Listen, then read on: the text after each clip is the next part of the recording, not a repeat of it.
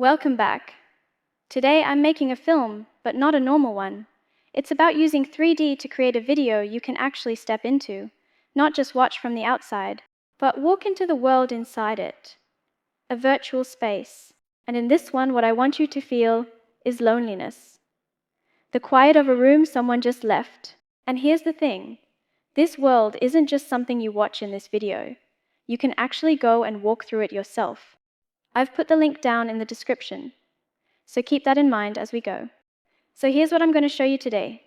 First, the finished piece, a short, cinematic 3D scene that moves through one entire night. Then I'll pull back the curtain and show you exactly how it was made. Every step, including the parts that broke. By the end, you'll know how someone with no 3D background and no design degree can build something like this. Now, before we go further, let me quickly explain the tool behind all of this in plain English. It's called Three.js. You don't need to be a programmer to get this. Think of it this way. Normally a website is flat, just text and pictures on a screen. Three.js is what lets you build a real 3D space inside a web browser. A space with depth, where objects have weight, light casts shadows, and a camera can move around.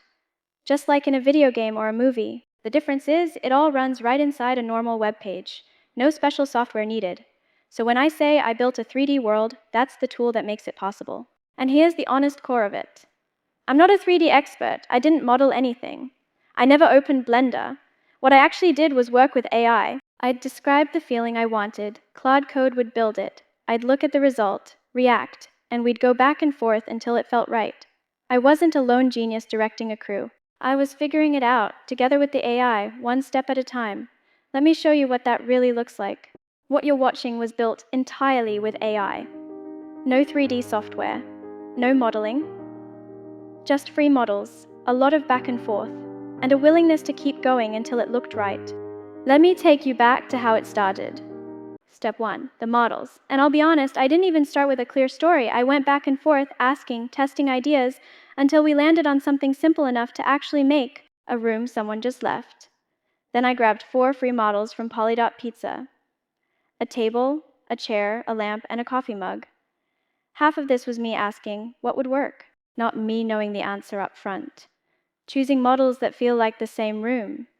That part matters more than you'd think. Step 2. Describing what I wanted. I didn't tell the AI where to put things. I described a feeling. I said, a dim room at night. Someone just left. The lamp is still on. There's still coffee in the cup. You give the vision, not the coordinates. And Claude turned that into working 3D code. And it did not work the first time. The room was almost black. The lamp looked switched off. The steam looked like broken pixels floating in the air. The ending was just darkness. So I kept reacting. That's too dark. The steam's wrong. I can't see the cup. And the AI kept fixing. That back and forth? That was the work. I didn't direct this in one clean shot. I stumbled toward it with AI as my partner. The last step was making it one single continuous shot. The camera flows through the whole night without a single cut, while the light shifts from warm midnight to cold dawn. One room, one unbroken take. You might be thinking, why not just generate 6 images with AI? Because image generation gives you 6 separate pictures. What I wanted was one real space, where time passes inside it. The same camera, the same lamp, the coffee going cold, night turning to dawn.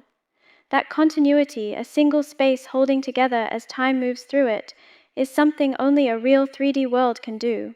That's the difference between a picture of a moment and a moment you can move through. And that's exactly why I want you to try it yourself. Don't just take my word for it. The link is in the description. Open it, and you'll be standing inside this room, dragged to look around. Sit with the silence for a moment. That feeling of actually being there is the whole point, and it's something no image could ever give you. And this isn't just for people who want to make 3D art. If you're a designer, you don't have to settle for static mock-ups.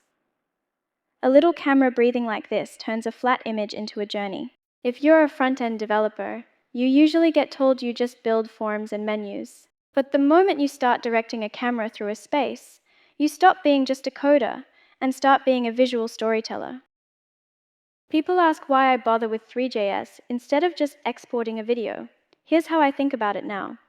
A video says, "Let me tell you what happened in this room." Three.js says, "Come in and feel the silence of that moment yourself." I won't pretend I built this alone. I didn't. I built it with AI, asking questions the whole way. And honestly, that's the part I want you to take away. You don't need to be an expert. You just need to be willing to describe what you want and keep going until it's right. I've put the whole process, every prompt, the code, the mistakes on GitHub. The link's in the description, along with the room you can walk through yourself. If you found this helpful, hit like, subscribe, and turn on the bell so you don't miss the next one. See you. Bye-bye.